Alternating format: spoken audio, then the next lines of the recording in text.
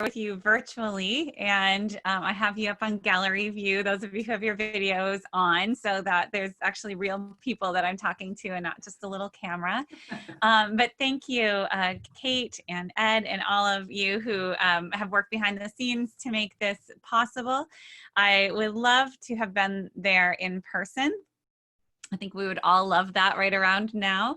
But I've been doing a lot of these virtual events too, and I find them actually quite delightful. And it's fun how we can still be present in a virtual space.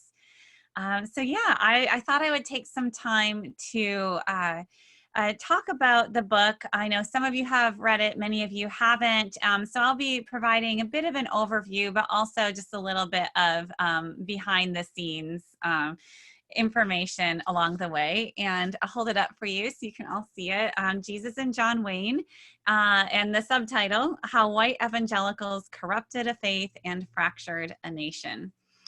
So we'll also have plenty of time for questions during the second half. And so I am happy to field any and all questions that you have, particularly if I don't get around to covering things in my presentation, like why did you choose a subtitle like that? I'm happy to talk about that with you. So I thought I'd start with where this book originated. And it did not actually originate in the election of Donald Trump in 2016, even though he's on the first page of the book and he's in my conclusion.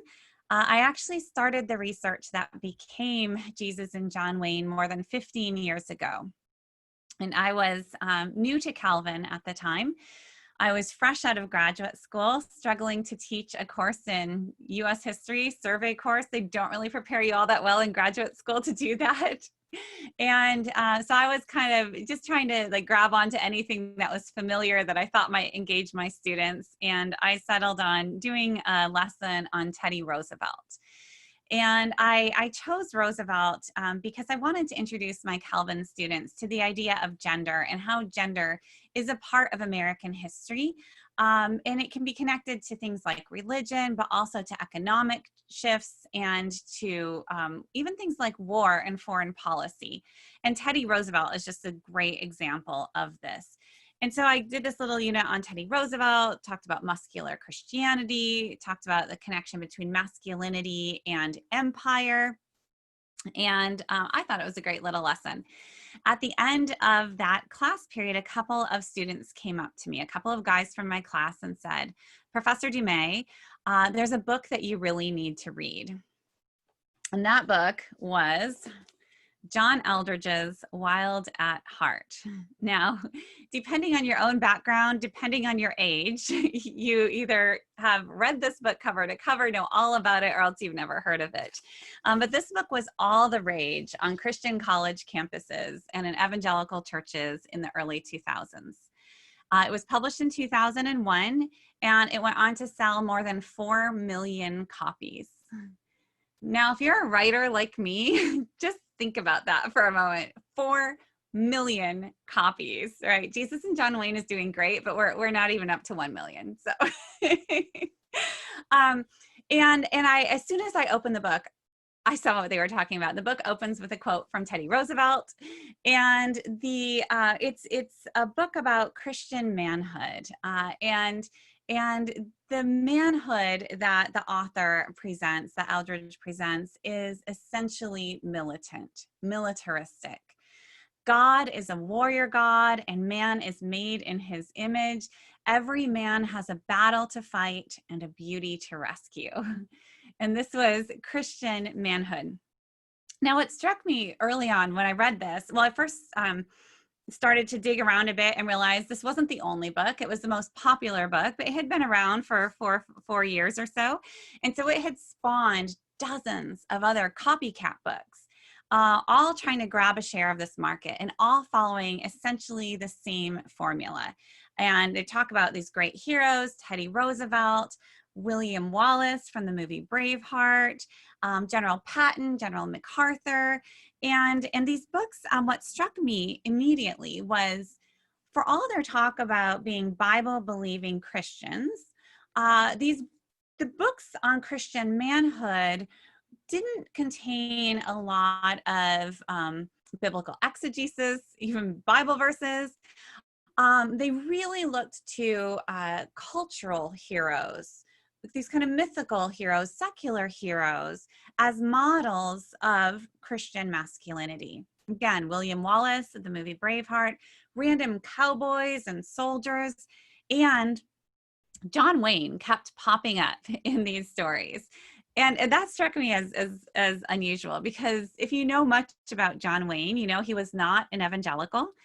And he did not live a life that was particularly moral, but he was an on-screen hero of a particular kind of nostalgic masculinity, an imperialistic masculinity, a kind of white militant masculinity. The cowboy on the Wild West, Western frontier could bring order to chaos through violence.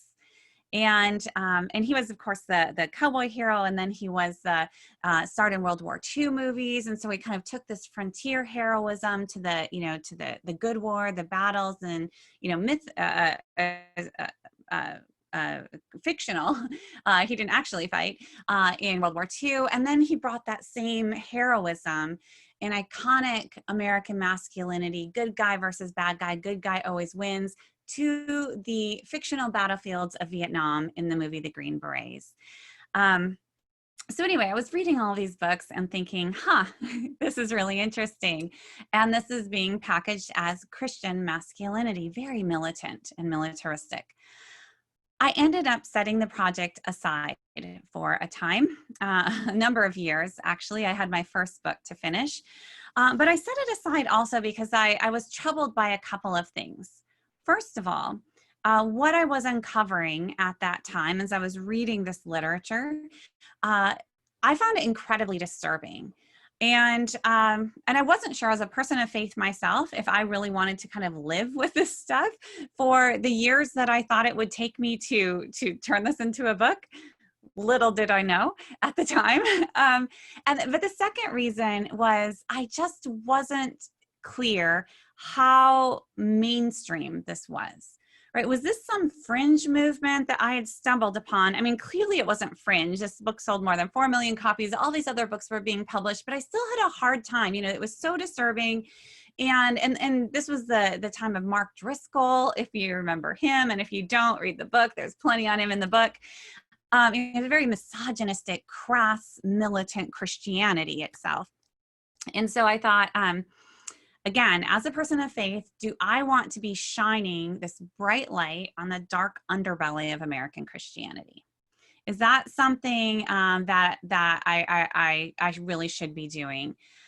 And now, as I say that, it might sound like a very noble sentiment on my part, but let me say that in retrospect, as I look back at that, I'm actually troubled by that instinct, right? That I had this thought that maybe I shouldn't go where my evidence was taking me, because I wanted to protect the brand. And so do with that what you will. So anyway, I set it aside. I went on and I wrote my first book. And then I started another project researching the religious formation of Hillary Clinton. It seemed a logical kind of extension of my first book. The women I looked at in that were progressive Methodist women. Catherine Bushnell was. And whenever I heard Hillary Clinton talk, I thought, she is so utterly Methodist. And she stands in this long tradition. And so I was watching the 2015, 2016 campaign very closely because I was writing on Hillary Clinton. And I was watching what was going on in white evangelical circles. And it was in the fall of 2016 when, if you recall, almost exactly 4 years ago now, we had the release of the Access Hollywood tape. In that moment, we saw, evangelicals had already been supporting Donald Trump in very strong numbers, right around that 80, 81%. And then we saw the release of this tape on camera, Trump, admitting to assaulting women, using crass language. Surely everybody said, this is going to decimate his white evangelical support. And of course it did not. A couple people wavered. Within a week, everybody was back behind Trump. And that's when things started to click for me. Because although I had moved on to different topics, I never left this research entirely behind. I kept following the guys that I had been reading about. I'd spent a year and a half already researching this early on before I set it aside. And I kept tabs on where many of these writers and preachers had gone in ensuing years. And what I saw was, one after another, these men, the ones who had been preaching and promoting this militant Christian masculinity, not including Eldridge, he's not included in this group, but one after another, these men became implicated in abuses of power, sexual abuse scandals, either directly or indirectly by backing men who were perpetrators. And at the moment of Access Hollywood, that's when it clicked. I thought, we've seen this before. We've seen white evangelical communities be okay and quick to forgive and quick to dismiss or condone abuses of power and even sexual abuse among leaders in their own communities. And that's when I decided to take another look at this research. November, the election, right, just really solidified that. I went on and wrote my first piece on white evangelical masculinity and militarism in timed to the inauguration in January of 2017, and that piece went viral, which made me think maybe I should set aside the Clinton book for just a bit. It was no longer kind of pressing to get that out during her first administration, and so I picked up this project instead, and that's the kind of origin story of Jesus and John Wayne. So I decided to write this book. One of the first decisions I had to make then was, where do you start the story? And for a historian, that is not an easy question. And so I knew that things really started to pick up in the 1970s with the rise of the religious right. But I also knew as a historian, I couldn't start things there. The 1940s were also critical. But then I thought, well, we need World War I in there too. And then we need Teddy Roosevelt as well. And you know what? We also need to go back to the 19th century.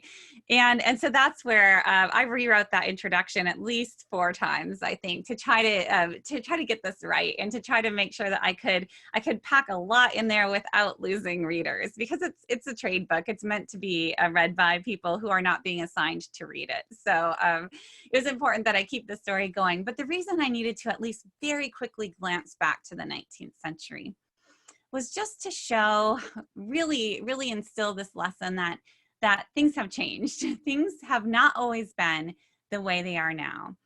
With ideals of Christian masculinity. In the 19th century, you see in Victorian Christianity, the ideal of Christian manhood is one of gentlemanly self-restraint, and not this kind of reckless, muscular Christianity. But you also have a strand of Christian manhood that emerges in the American South, which is a little bit more reminiscent of this more muscular Christianity. Because when evangelicalism first came into the United States South, it had a disruptive potential, right? Neither slave nor free in the gospel of Christ, neither male nor female, and it could really disrupt the status quo. In time, and it did initially, just a bit. In time, however, the status quo kind of asserted power again, as it often does. And a version of evangelicalism and evangelical masculinity emerged that really reinforced white patriarchal order, that it was the patriarch's duty to maintain order, to protect women, children, and enslaved people. And this was a kind of culture of honor. And violence could be sanctioned towards that end of protection and enforcing order. So there's this kind of Southern masculinity.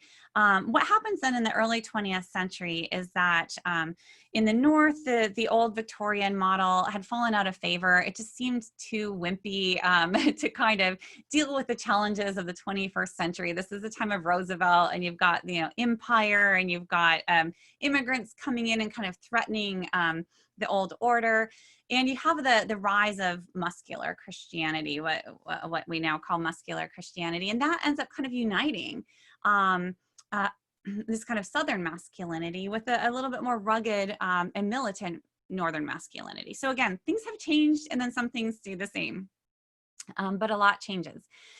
Still, in the early 20th century, even with this muscular Christianity, it was not a distinctively conservative thing. Liberal Protestants absolutely embraced muscular Christianity. Get us to the First World War. There too, things don't look the same like we might imagine them to be. Then you had a lot of liberal Protestants who embraced militarism in the First World War. You had some conservative Protestants who did the same. Billy Sunday is a great example, but you had a lot of conservative Protestants who were much more reluctant to embrace that militarism because they were not Christian nationalists. They were separatists, and they didn't believe that America could be a Christian nation. It certainly didn't look to be a Christian nation. To be a Christian meant that you had a personal conversion experience, a soul-saving Christianity, and no nation had a soul that could be saved. So what did this even mean to be a Christian nation? Again, things didn't always look the way they do now. And so that's why I kind of settled on the 1940s. I wanted to glance back, things were different. And then the 1940s, that's when we really see things start to fall into place as we would recognize them today. When we see conservative Protestants regrouping, deciding that it was time for them, they had felt increasingly marginalized, they had lost control of some of the mainline churches, and they wanted to reassert power over Christianity and over the nation. And so they came together to form the National Association of Evangelicals. And they also decided that in order to reassert themselves, they really needed to do so through popular culture, through mass media, through magazines with huge subscriber lists, through radio. Radio was very important to them. And then soon television would be as well. And through organizations and networks. And this is when we see the rise of Christian bookstores and Christian Booksellers Association and things like that. And so they wanted to reach America through popular culture and mass distribution. And they were not contained by denominations, and none of these distribution methods were contained within denominations, right? They could reach into all corners of the country, into the mainline churches, right? Into small towns, villages, like rural areas. So this great reach. And if you read Jesus and John Wayne, you'll see that it's this evangelical consumer culture that really is at the center of this story, and that I think has really come to define evangelical identity because it ends up forming so many people culturally and spiritually. Okay, so that gets us to the 1940s, 1950s, all is well and good. In the 1940s, World War II, and then especially the early Cold War. Evangelicals, as they are seeking to reassert authority and power over the nation and they see themselves as the faithful Christian remnant. They have a job to do, keep America Christian, renew American Christianity. They were also very committed to defending America and to this Christian nationalism, the idea that America is a Christian nation, and given the threat of the Cold War, the communist threat, anti-God, anti-family, anti-Christianity, right, anti-American, that they understood their role in defending Christian America to be an essentially military one. And so they were strong proponents of the military. Everything was going great in the 1950s. We'll just simplify. And then came the 1960s. And their position of power, their position of strength suddenly seemed under siege. You have the civil rights movement disrupting the authority, particularly of Southern white evangelicals, because most white Southerners were evangelicals. And you had the feminist movement undermining quote unquote traditional gender roles. And then you also had the Vietnam War and the anti-war movement. And here we see, the good war of the second, of World War II was not holding up very well. The US military did not seem to be getting the job done. They were not getting the job done. And America seemed, under direct threat. And for conservative evangelicals who believed it was their distinctive role to keep America safe, to defend Christian America, this was a huge problem. And it's at this point that I started to see this concern over masculinity, how to raise proper boys. And they make the connections explicit. Something has gone wrong with our boys because they can't defeat the North Vietnamese. These are American boys. What went wrong? It was feminism. It has emasculated them. It was liberalism, right? And so now it is up to us, not just to defend Christianity and Christian America, but to raise proper boys who can do so. Okay, so that's kind of the historical grounding. Then I trace this development through different writers, different authors, against the backdrop of American political history. Through the 1980s, Ronald Reagan, a high point, Oliver North. I got a little obsessed with Oliver North. He's in there, foreshadows our current moment in pretty remarkable ways. Get to the 1990s, which to me was a really interesting moment because the Cold War had come to an end.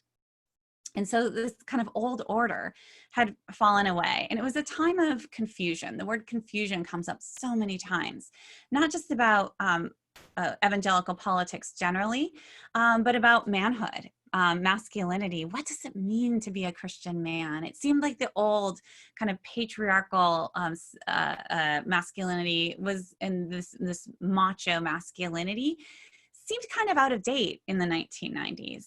And so this is when we have Promise Keepers movement. Some of you may remember that. Some of you may have participated in that.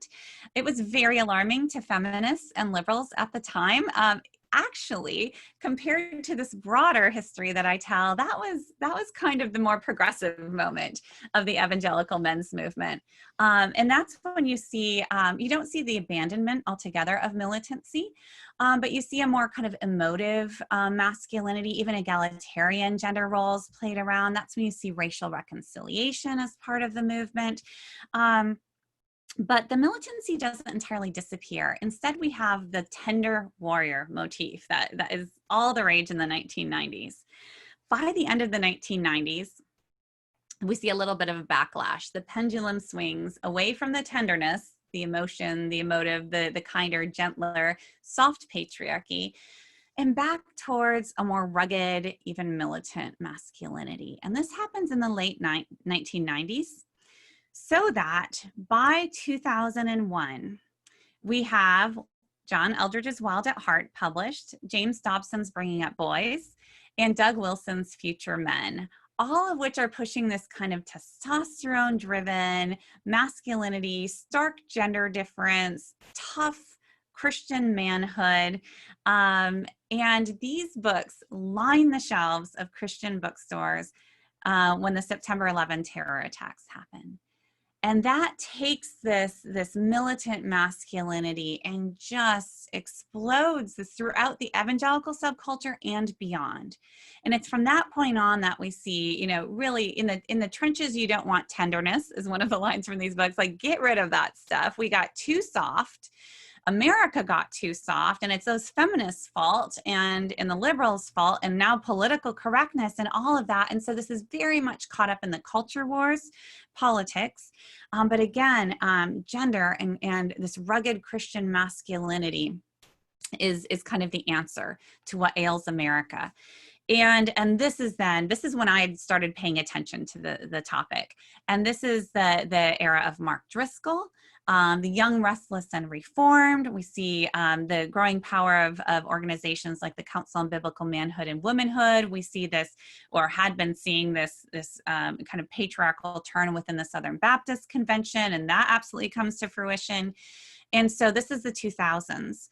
And we also, that's when we see the Iraq War and evangelicals strongly supporting preemptive war, condoning the use of torture, and supporting aggressive foreign policy far and above the support of other Americans.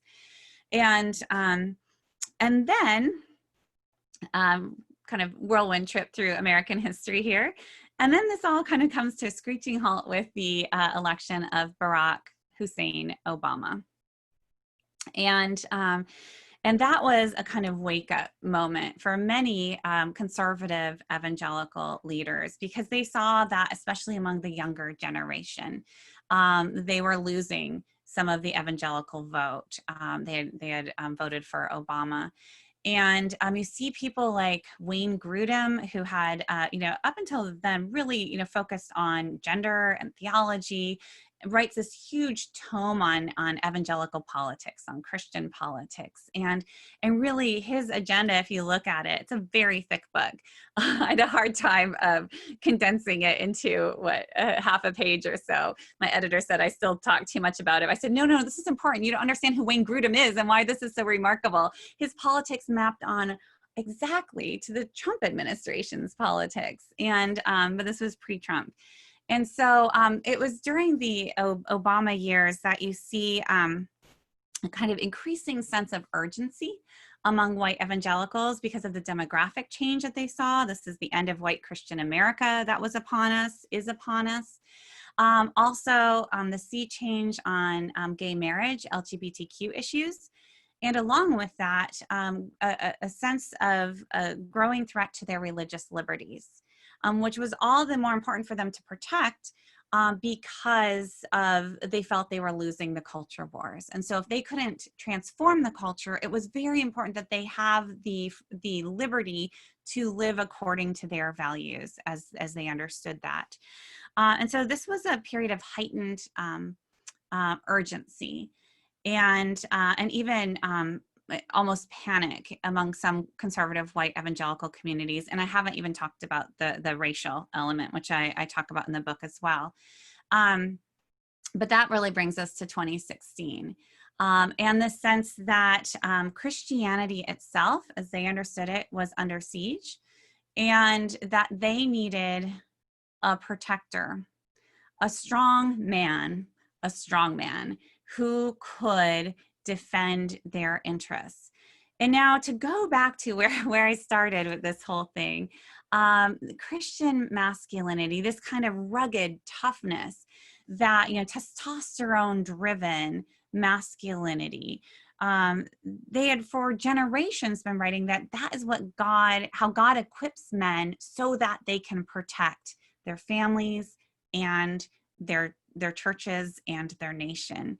And testosterone comes with certain side effects, right? But what makes men dangerous also makes them heroes. Like, you got to kind of take the whole package. So you can kind of see where this is going, right? So when somebody like Donald Trump came along, right, he was not a particularly virtuous man.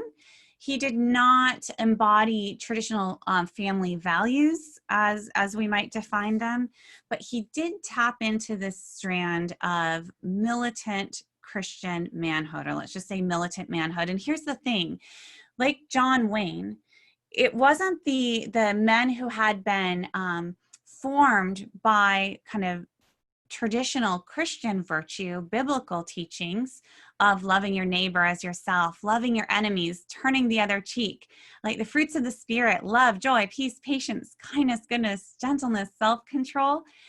That's not what made a militant Christian man, right?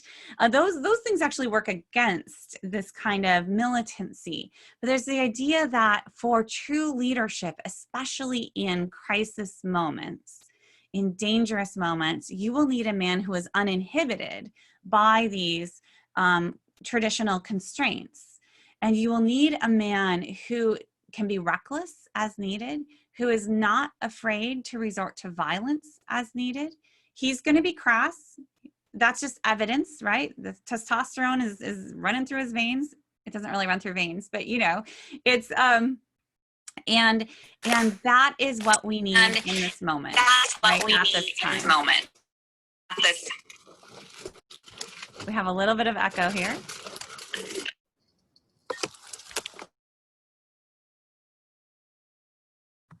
Okay, I muted everyone again. Can you unmute yourself?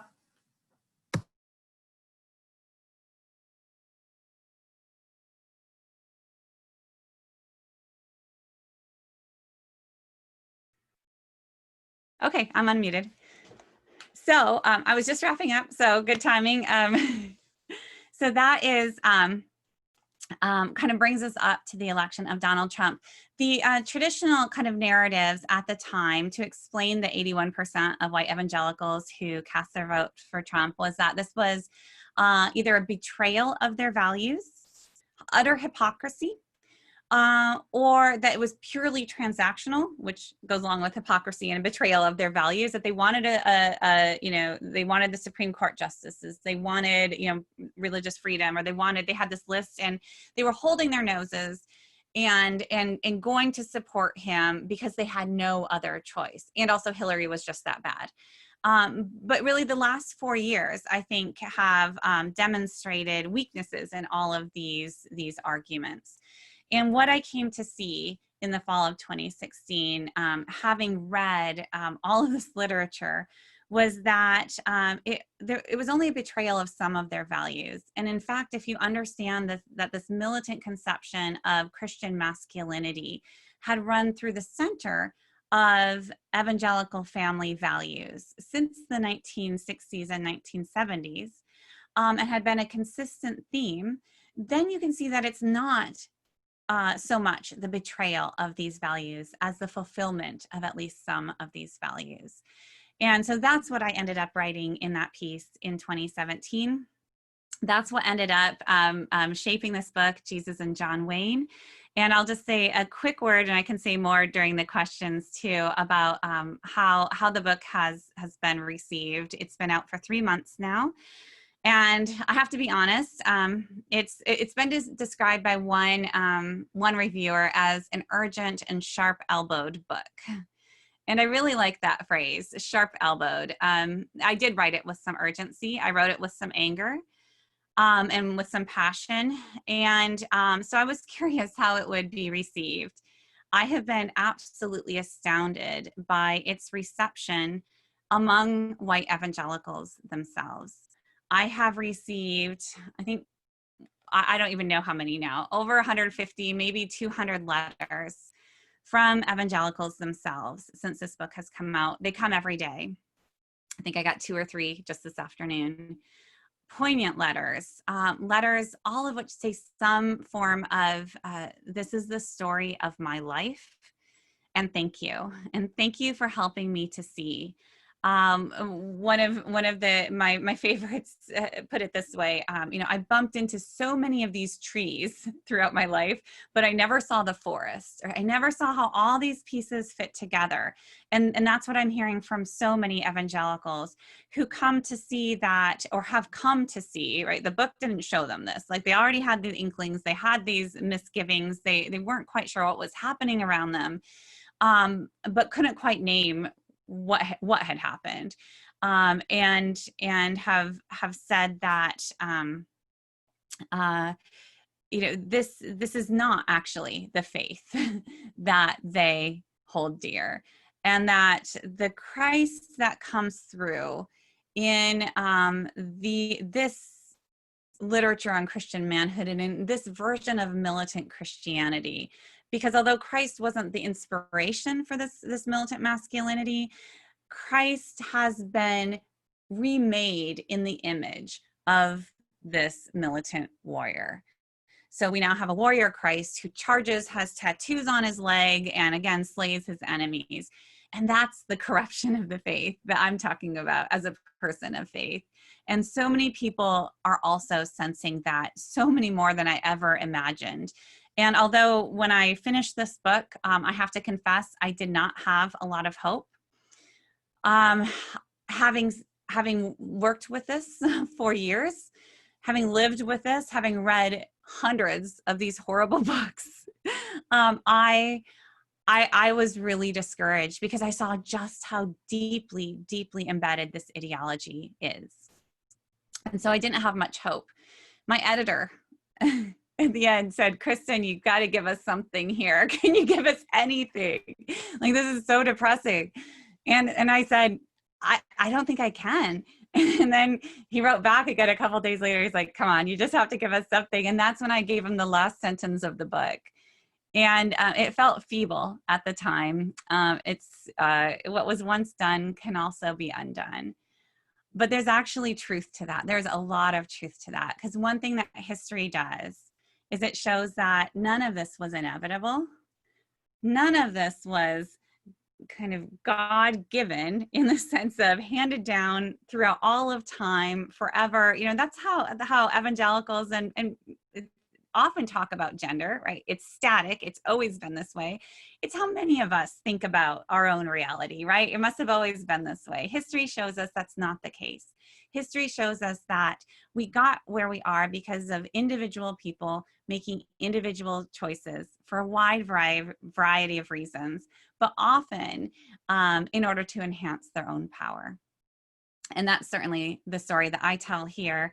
But what was made by human hands can also be dismantled. And I think we're in a space right now where we can look around and say, is this what we want?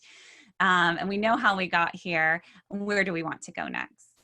So that's Jesus and John Wayne. And now I'm very happy to take any questions. I'm not quite sure how we're going to run the questions, but I will turn things over to Kate. Awesome. Thank you.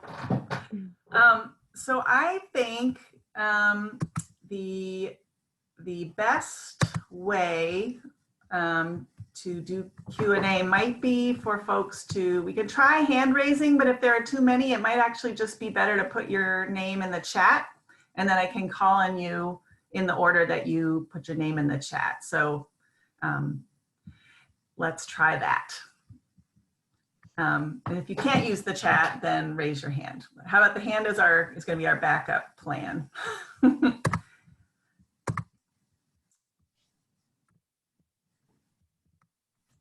And while people are getting their courage up, how has this been received at Calvin? How do your students feel about it? How do your colleagues like it? How do your donors like it? Have you gotten any blowback? I'm not sure. So right now I'm just teaching 2 large sections of women and gender in U.S. history, and they love it. But that's a self-selected group. I actually, I didn't talk much about it at all. And so I was surprised how many of my incoming students, including first years, had already read the book. And some of them, their parents made them take my class because their parents had read the book. And so, so again, self-selection has worked very well in that class. My colleagues in the history department are big fans. I don't exactly know how the rest of the college feels about it, how the administration, how the board feels about it. I feel confident that I am working within my expertise, and I am doing Christian scholarship as we are asked to do, and engaged Christian scholarship. And so I'm also working with the privilege of academic freedom, I assume. And so, so far so good, I think. We'll see. I keep kind of waiting to see, but again, I think that the positive reception that the book is receiving across the evangelical world, again, I'm sure it's not unanimous. I'm sure there are a lot of people who don't like it. They just aren't saying that publicly right now. But there are so many positive, just gorgeous reviews that have come out that see the book for what it is. It's a book of lament, and a book of love, and a book ultimately of hope in the end. And so I'm confident. Before the book released, I had no idea what it would mean for me at Calvin, or what it would mean for me at all.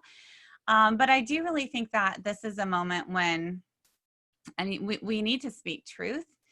And so many of the people who have been writing letters to me have, not all, but many have also said that they have not felt that they could name this, that they have not felt that they could speak out.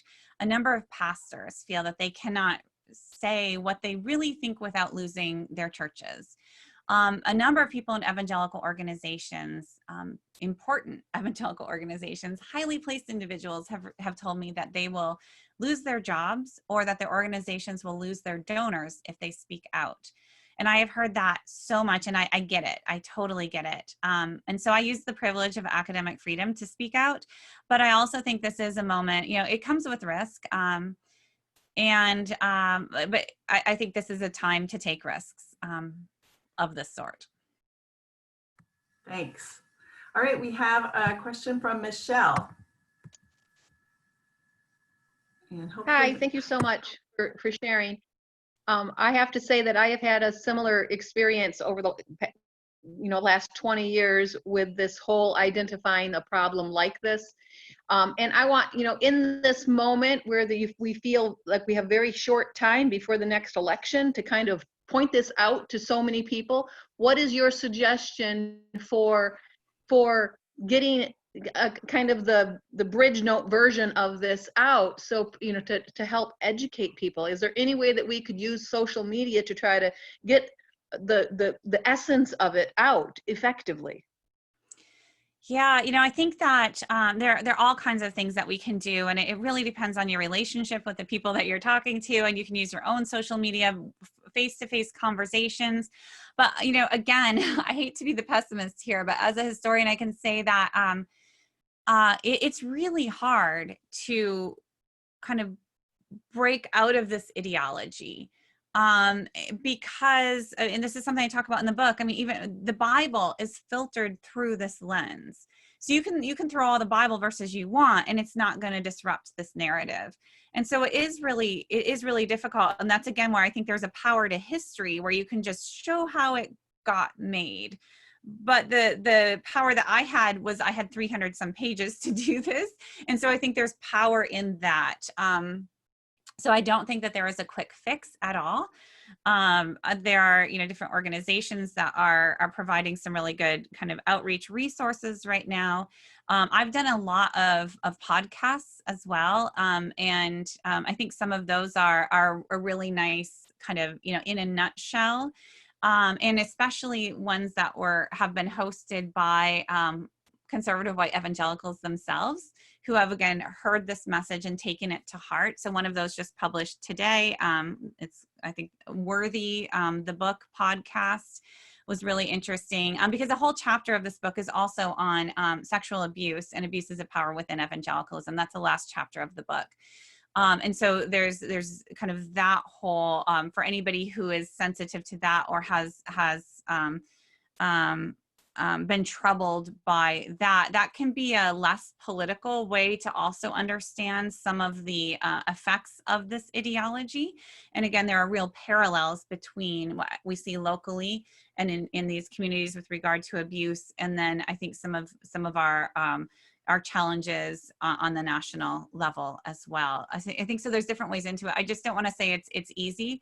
In terms of this particular argument, I've written some shorter pieces on it as well, but I think it's more compelling when you have all of the footnotes and evidence, and you don't just distill it down to the argument, which is easier to kind of bat away. Thanks. Dale had a question.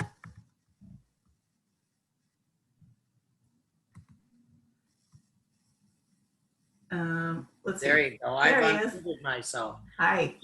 Thank you, Dr. DuMez, for this presentation.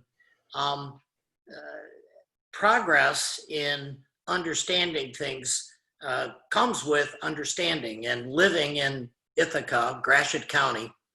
We live in Trumpland, and we have a high level of churchgoers, which I fully respect. But for the longest time, my wife and I have said, how can they not see some of these things going on? So I want to thank you, because you've provided me with some peace in understanding some of the thought processes that goes on. And doesn't mean I can change them right away, but understanding that if this is the mantra that's being preached, if this is the mantra that's being demonstrated, if this is what's going on from the time you're brought up, at least for all these years, it gives you at least a basis for how they've come to think like they do. Much like if you looked at my history in terms of the things that I've gone through, it's all in context of your life experiences that you develop these things. So I've just finished Jacqueline Novogratz's Manifesto for a Moral Revolution. And it really talks about understanding that there's always something on the other side. You may think that they're totally off base, but there's always something on the other side that has merit. And no matter which way this election goes, we are still going to have to work together. And this provides, it's not really a question. My question was, how are they still keeping you at Calvin? But the real statement is, it's provided me with some mental peace and understanding my neighbors. And thank you.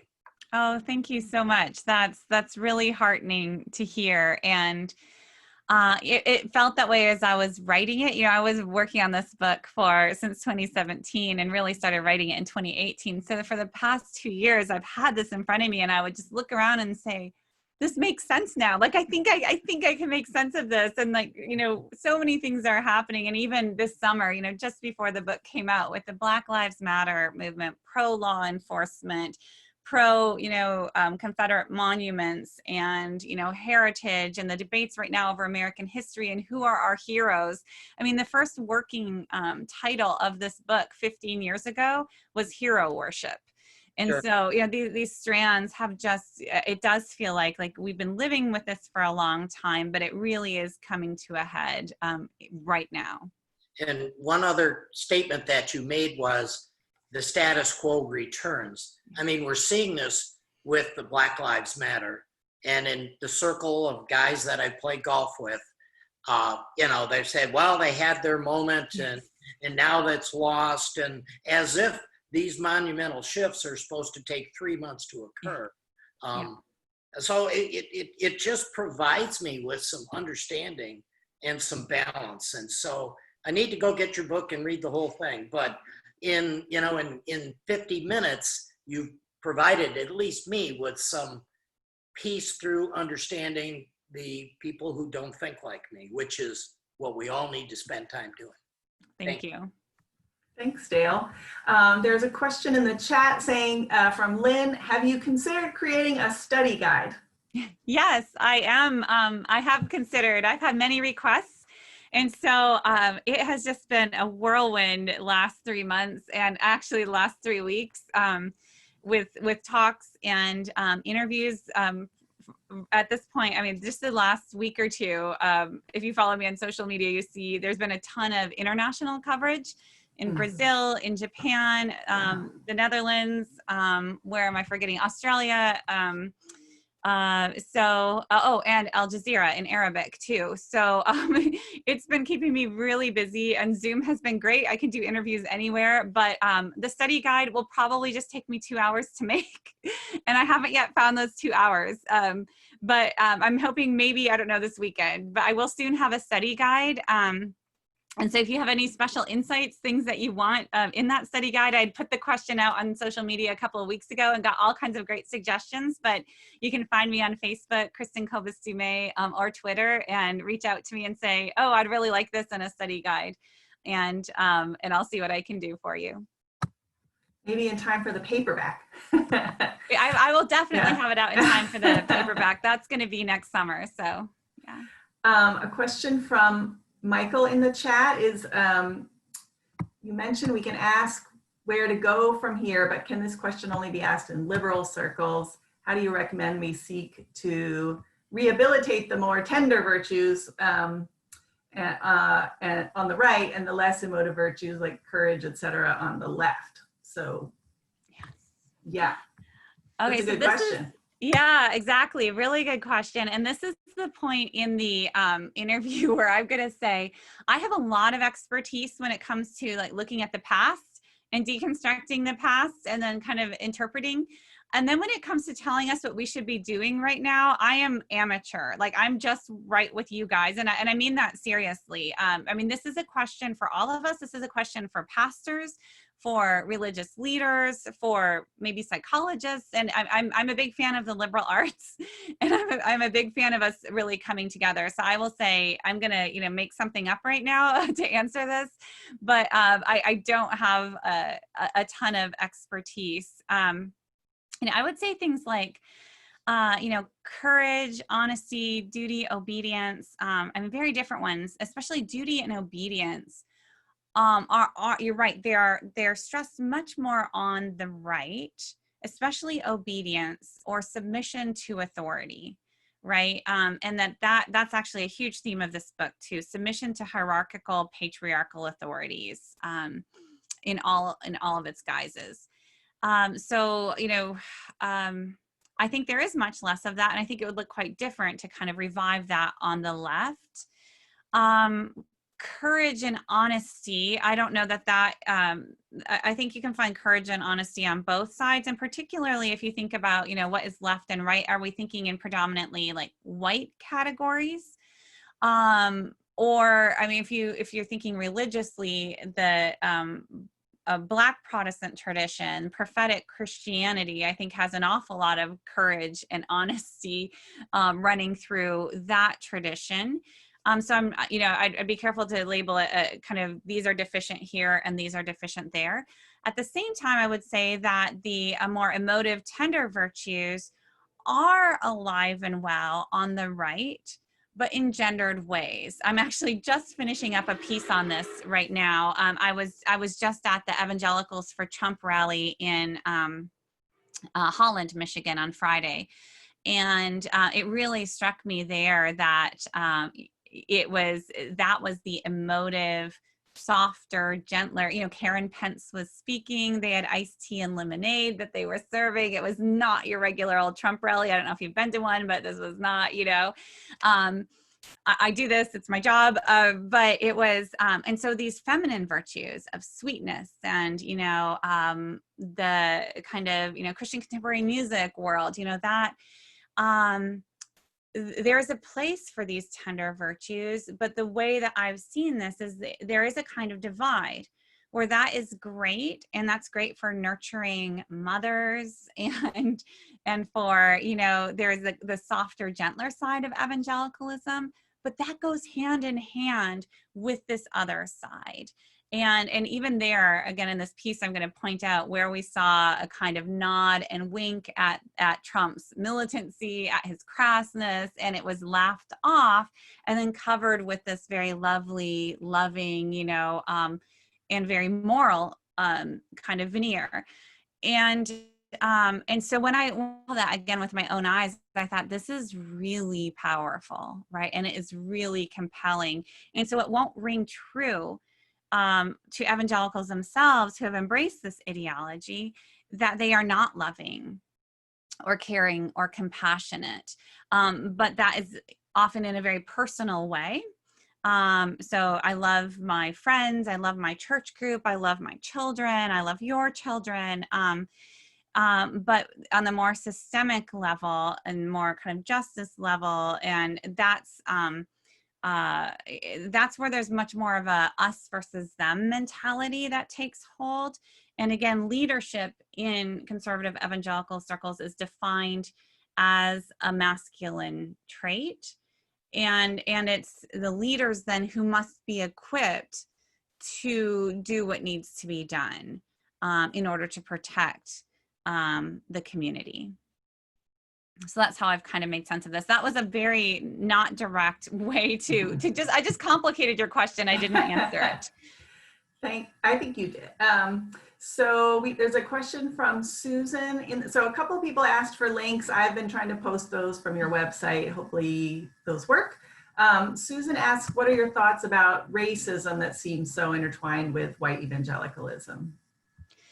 So one of the things that I realized early on was, well, first, one of the things I decided early on was that I needed to make whiteness visible. And I've seen a couple of complaints in, I don't know, reviews, comments, like kind of Amazon reviews, I'm not sure where, just one or two saying that, you know, my use of white in the subtitle was triggering and was in itself a racist move. To identify the people I'm talking about as white, you know, as a historian, as a cultural historian does, and, you know, I borrow a lot from sociology here, to social sciences, it's purely descriptive, right? This is that white evangelicalism is a distinctive and coherent cultural movement. And that's what I'm talking about here. You can define evangelicalism in a variety of different ways. I'm talking about this particular strand of white American evangelicalism. So I really wanted to make that whiteness visible, because many of the things that are at the center of this ideology that I'm describing, at the center of this story, only make sense in a white context. So take Christian nationalism, for example, and this idea that America was created and founded as a Christian nation. God is on America's side and God has blessed America. And things were going great until the 1960s, and then things started to fall apart. And so we need to make America great again, and go back to that, 1950s era. If you think about it, that only makes sense if you're white. Only makes sense if you're white. But they don't say that this is a white Christian nationalism. They say that this is just Christian America, right? And this is our heritage.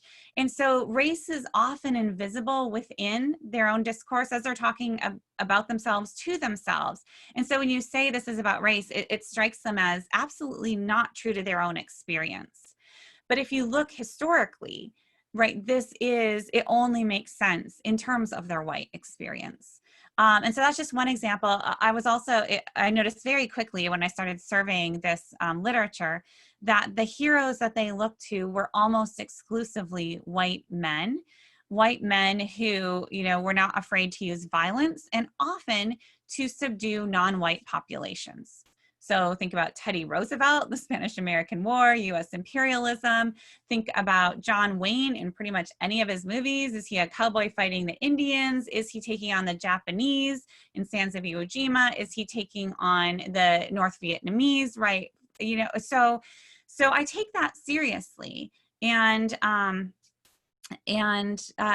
think that in white evangelical circles, their very imagination of heroism and of valor and even of goodness is intertwined with conceptions of, I want to say this like not meaning white power, but like little w little p white power, or white supremacy, not like the KKK white supremacy necessarily, but just this idea of placing white Christianity of their brand at the center of the American story. And I think that's what this book does. And so again, it doesn't make sense to many white evangelicals themselves who do not personally feel racist towards somebody with a different skin color. And yet they have been largely unaware of the fact that many of their values have been shaped by distinctively and in many cases exclusively kind of white value system. Thanks. Lynn asks whether a certain understanding of the end times plays into evangelical support for Trump. Yeah. Good question.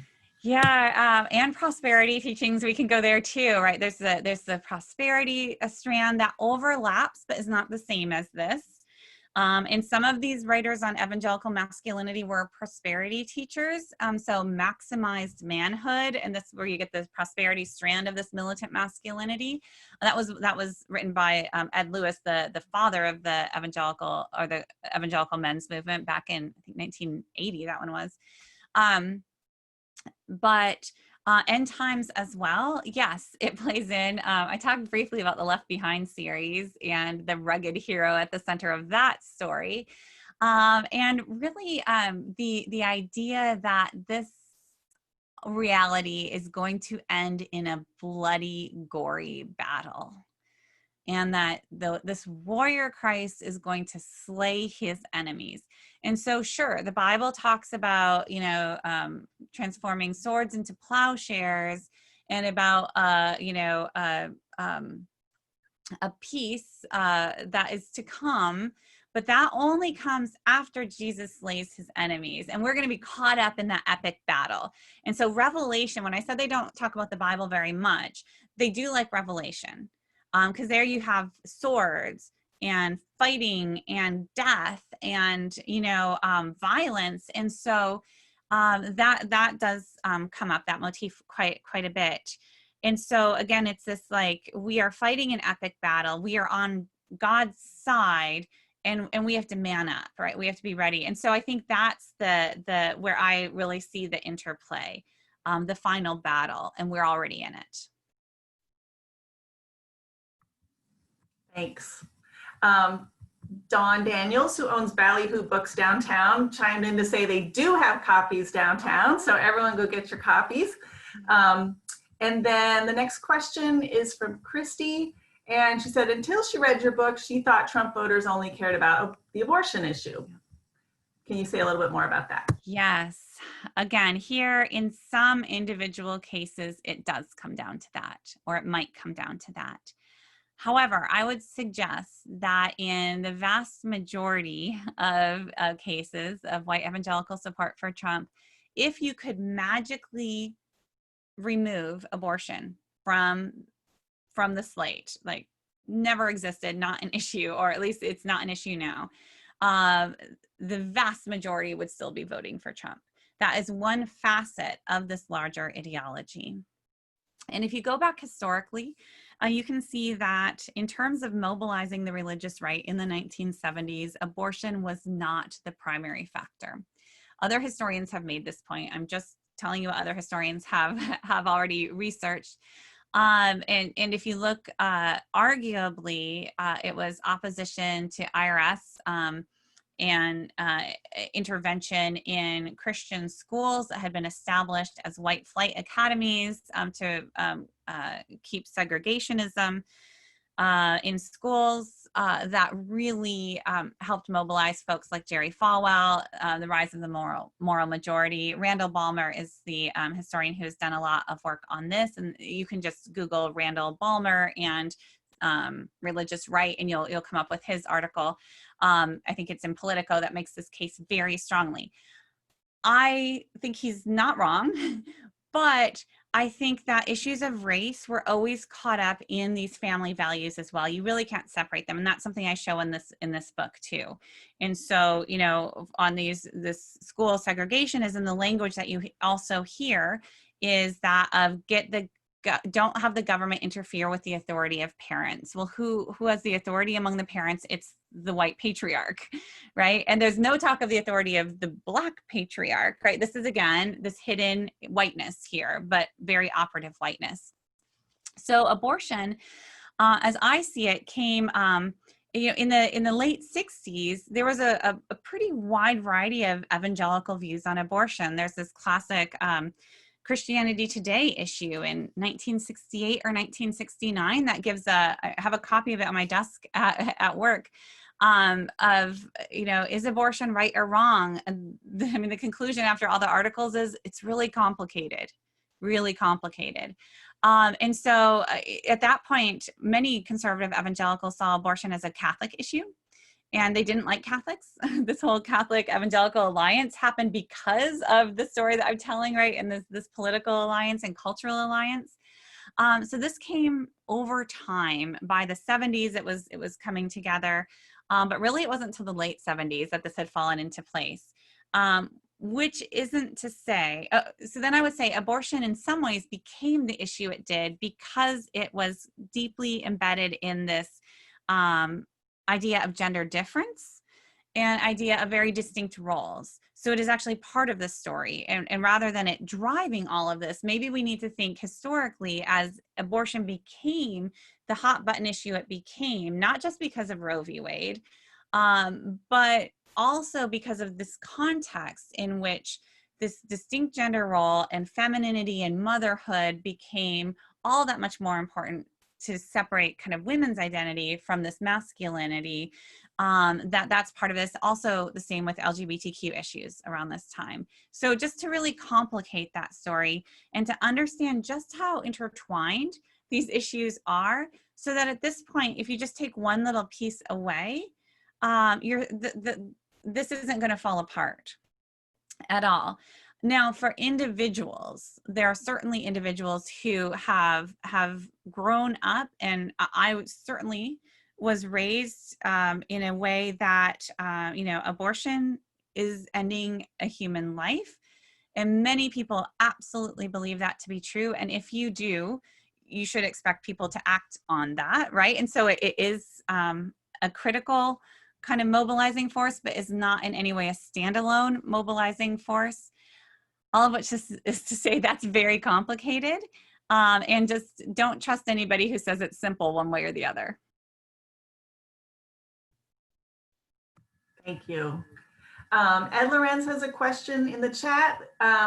he's interested in what you thought from the folks in other countries that interviewed you, whether they are trying to understand American exceptionalism, or are they afraid this is coming to where they live? Yes, both. I mean, the people who are interviewing me, it's national media, you know, national radio, television, newspapers. So there, it's really an attempt to. I mean, the whole world is watching, and the whole world is also watching white evangelicals right now. And from what they know about Christianity, it's not making sense around the world.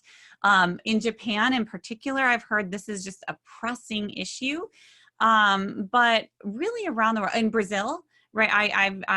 There's a lot of attention on this book in Brazil right now because of obvious similarities between white evangelical support for their own authoritarian regime.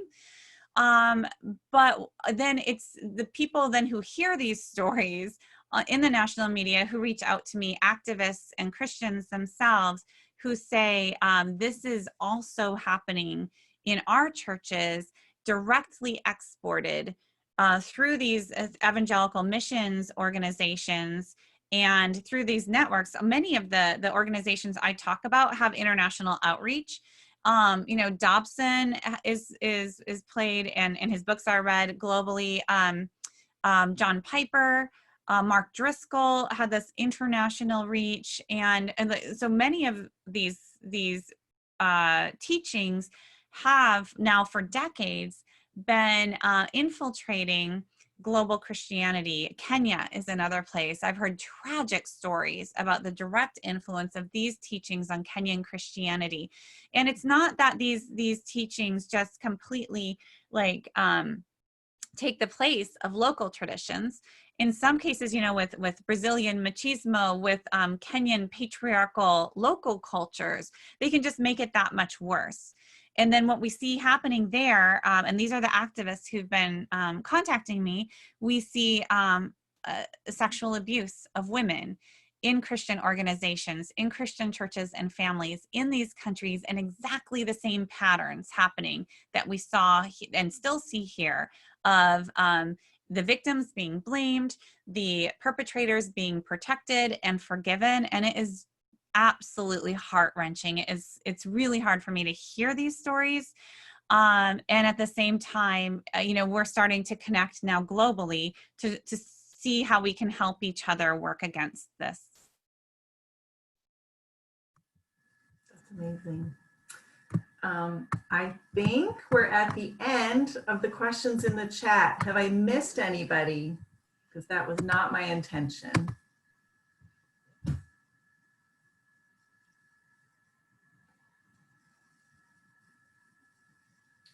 Okay, well then I think we'll thank you again. So everybody you can see. Yes, thank you all so much. Thank you for joining in on this Monday night. And I really appreciate it. Thank you to the bookstore for carrying the books. And who knows, maybe someday I'll get out there myself when all this is over. Thank you. And oops, there's one new message. Somebody popped in. Oh, can we get a copy of the recording? Yes, I will. As soon as I figure out how, I will post it on the chapel's Facebook page. So it should be there. You're getting lots of thanks in the chat. Very interesting, relevant, great interview. I like to pretend I was the interviewer there. But yes, this was wonderful. So thank you, everybody. I'm going to stop recording. Kristin, if you have a couple minutes to hang out, I'd love to talk to you. But otherwise, okay. Thank you, everybody.